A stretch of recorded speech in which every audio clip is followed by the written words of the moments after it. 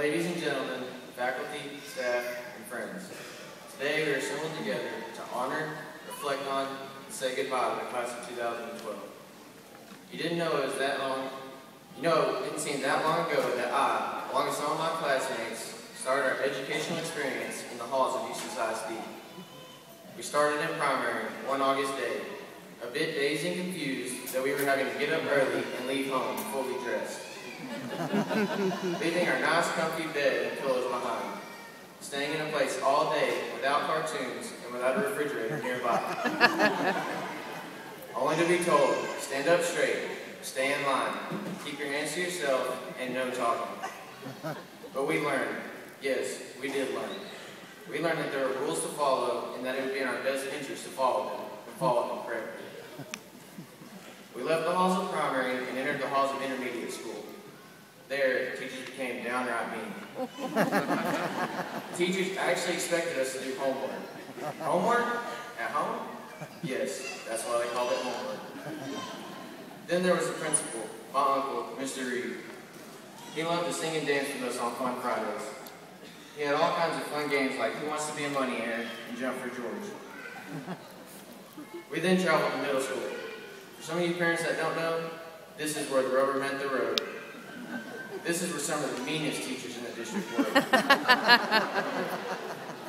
They actually expected us to go from class to class before the tardy bell rang. In middle school, we had a science teacher named Miss Carson. One day, we had this science experiment, alcohols. We were going to dissect alcohols. You know what alcohols are? We do now. For those of you who don't know, it's alcohol. I'm still not sure if that was a real experiment or if that was just Miss Carson's way of getting back at us not so well-behaved children. And then there was our principal, Miss Mullen. She ran a tight ship and kept everything under control. So needless to say, she was really mean. She actually expected us to mind and follow the rules. Then on to high school. Oh my. We went from knowing everything, the big dog on campus, to the low man on the totem pole, or freshmen. There's something to be said about teachers and freshmen. They have this love-hate relationship about them. More hate than love. They seem to think we're not human and demanding too much. Like, get out of bed and come to school and dress good. Shave. Get a haircut. No body piercings. No tattoos. Look human. Get to class on time. Stay awake.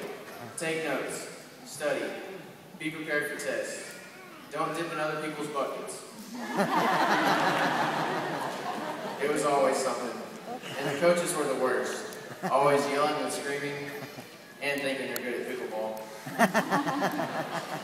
But now, standing before you today and reflecting over our school years at Eustace, our teachers, coaches, and principals weren't really mean. They were trying to teach us. Teach us responsibility, accountability, and how to be an all-around better person in life. Our teachers, principals, and coaches have been a part of our lives for the past 13 years. They have molded us, and yes, scolded us when we needed it, but it was out of love. They have pushed us to our utmost potential so that we could be the best we could possibly be at anything we set out to do. Some graduates have found a special teacher, principal, or coach during our school years that have impacted our life. They have to some gotten us close as a parent. For those special people in our lives, I would like to say thank you. Thank you for teaching us to do things the right way and for taking us under your wing and making us feel important and that we could accomplish anything through hard work and perseverance. So here we are today, graduates, ready to set out on paths to greatness, possibly never to return to Eustace. Some will go to college to achieve their desired careers. Some may immediately start new jobs. Some will start military careers and defend our great country. Wherever our paths take us in life, I'm sure we will remember the voices of our teachers, principals, and coaches encouraging us in whatever we choose to do in life. I would like to say that I, along with the graduating class of 2012, appreciate all that you have done to put us where we are today, ready to face a future on our own. Class of 2012. Our background and circumstances have influenced who we are, but we are responsible for who we become. Go out and make a difference. Thank you, and may God bless.